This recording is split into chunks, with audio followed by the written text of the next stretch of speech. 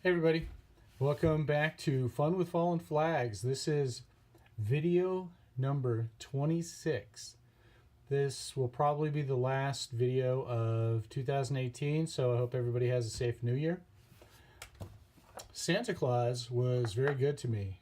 Santa Claus, in the form of my daughter, purchased a Dremel 7300 cordless 4.8 2-speed rotary tool for me, and I found this under the tree, and I really appreciate this. Thank you very much, Kelly.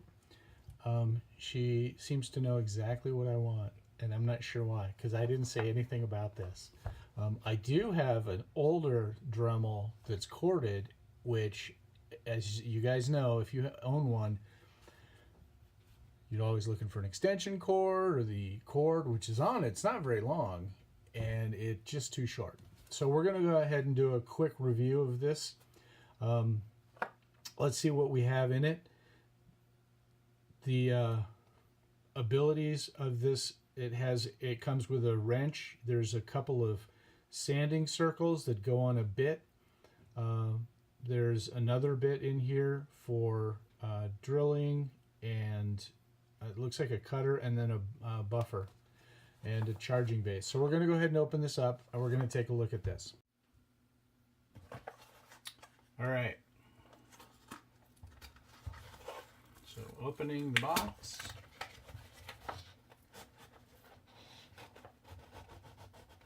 It's certainly well packaged.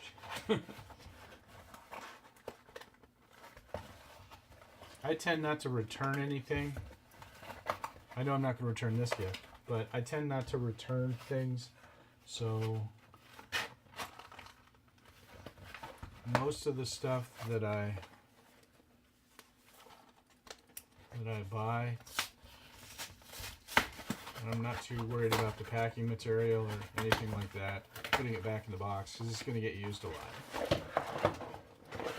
All right, let's see what we got here. All right.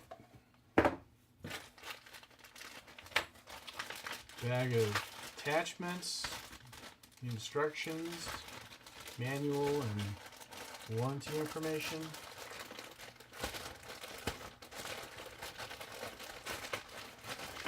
Just bear with me, we're getting the good stuff.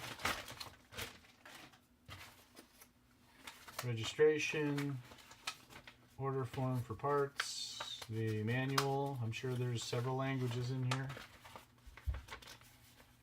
none of which I speak well, including English. Yeah, so there's a whole list of bits and accessories and how to replace pieces and things like that in here. So, but let's get to the drill itself. So it's very similar to the drill that you probably have already seen. There's a speed button.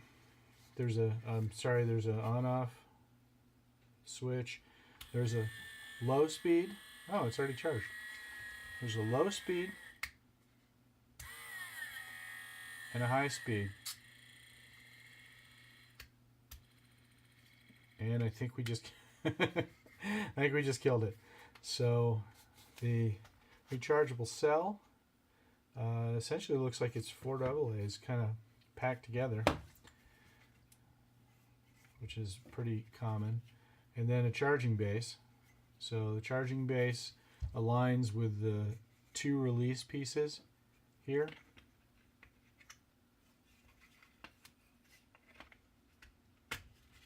And then it makes contact, and then an LED green light here comes on.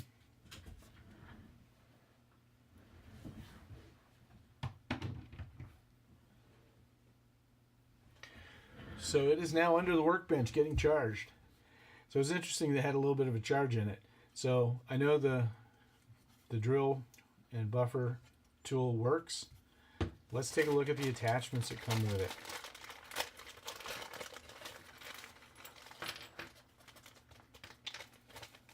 So now I still have all my parts from my old Dremel tool. So this will be nice to have some spare sandpaper pieces it looks like there are 3 different grits that it comes with. The coarsest grit is also already on here. So this is the piece that you would use to place inside the bit.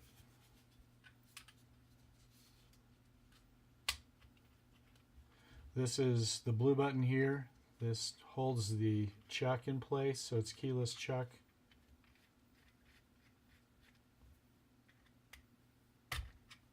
Then you put the sanding piece in, tighten it up, and then let it go. And then you've got 2 speeds. Also comes with a wire brush piece, using for buffing things up. If you got a brass engine that's got some contacts on it that you need to get cleaned up, or maybe a section of track that you just realized that you had just coated it with super glue. There's also a small buffing or burnishing piece. It's got rough material here on the end. And then this is a piece of fabric. I'm not sure if this is a buffing piece or something for cleaning or something later on. But that's essentially it. A very simple tool. Like I said, if you already have a Dremel tool to begin with, then very similar. Matter of fact, in the build, it feels very similar to the previous tool too. Ergonomic. It's got a couple of threads here that allow you to use it to grip your hand, and then in 3 spots, so you can use it as your either buffing or drilling or whatever. So thank you, Kelly, very much. I'm going to appreciate that. So that's everything that came in the Dremel 7300. Buffing wheel, a little sander. It's interesting that there's no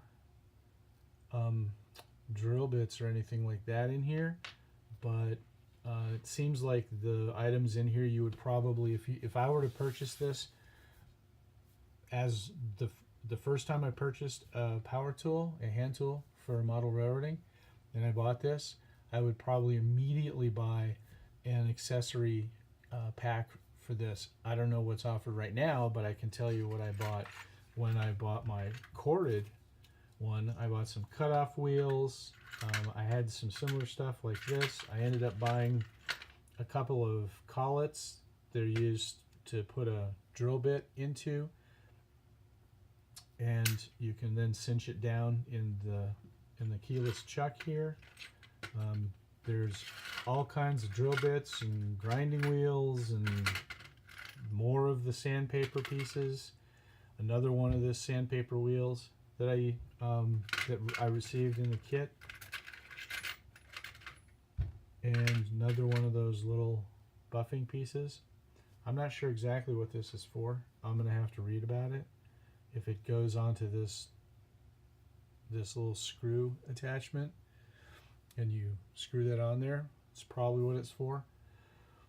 But anyway, I would probably buy a 7300 with attachments, and that just expands what you're able to do with the power tool. It's just like buying a drill bit or a power drill and not buying any drill bits for it at all. What's the point? So anyway, I'm set. Thank you. I appreciate that, Kelly, very much. One final note is I think it's really important to work from a clean workspace, especially if you're going to be working with power tools, corded or not corded. I think that working from a clean space is just a discipline. I just finished working on my ash pit for Durango. Got this. This was very messy. Glue and paint and lots of coal and ballast and ground foam and chalk dust and paint, a little bit of dull coat. I don't spray here, but all of that stuff, it was just everywhere. I put some newspaper down to help with that, but that stuff gets everywhere, so newspaper helps a little bit, but generally you're going to have to wipe everything down. So I took everything off, wiped it all down. That's another thing about having one of these trays. It's really nice to just dump everything into it, and then you can pick it up and wipe the surface down. And I'm fortunate that I have a very large area to work from, and that I have some computer screens that I can refer to constantly for photos as I'm building something.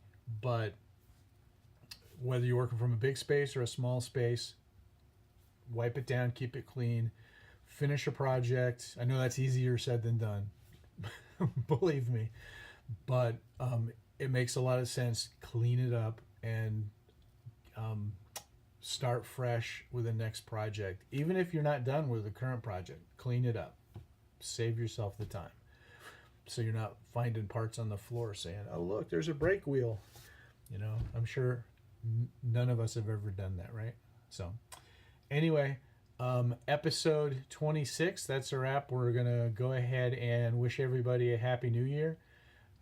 We will probably not be doing another episode until 2019 because we're just out of time, but we still have the brass engine DCC decoder to put in, and that's going to require a speaker and probably some holes in the bottom of the tender to get some sound out. So it's a good thing I have this.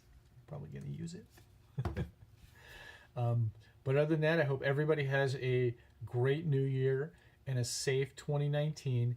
Please be safe out there New Year's Eve, and tune in and check us out on the flip side. So thanks everybody, and have a great new year.